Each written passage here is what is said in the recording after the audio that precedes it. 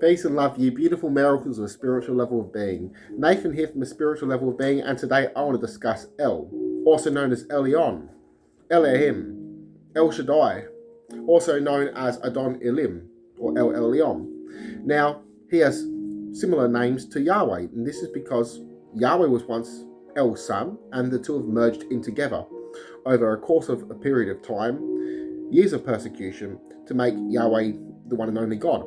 Now, El was also depicted as a bull, same with his son Baal.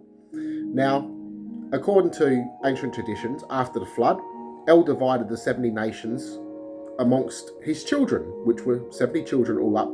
His wife was Asherah, and some other traditions it was other deities. Now, in this story, Yahweh was given his inheritance by El, and this was Israel, or its people. Well, Israel and its people. Now, Elyon's name is also Ilah, which is where the word Allah comes from.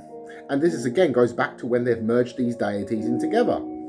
Now, El was seen as omnipresent, omnipotent, and merciful, but he could also be punishing, just like Yahweh.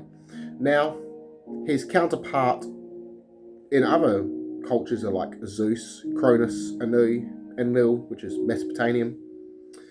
Now, they actually found an amulet that had on it engraved, the Eternal One has made a covenant with us, a covenant oath with us. Asherah has made a pact with us, and all the sons of El and the great council of all the holy ones, with oaths of heaven and ancient earth. Now, El was also seen as the creator and the creator of God. Sometimes he was called the Father God. Now, he is also believed to have lived on a mountain, Mount Saphon, to be Pacific, but according to legends, other mountains as well. And some of these were like Mount Sinai. Now, he was very important in Cannite culture, which is where the Jews derived from. And they also seen this God as immortal. Always there, forever there. So a lot of these legends have merged into the Bible and ultimately been changed. There were some ancient Israelites that worshipped Elyon and Yahweh, but seen Elyon as the most high God, and they also seen a council of gods, and this is why this amulet particularly mentioned a council of great ones. Now, El was also seen as one of the most merciful gods in the traditions, the most merciful of which was his wife Asherah, and this was also seen later in with Yahweh and Asherah.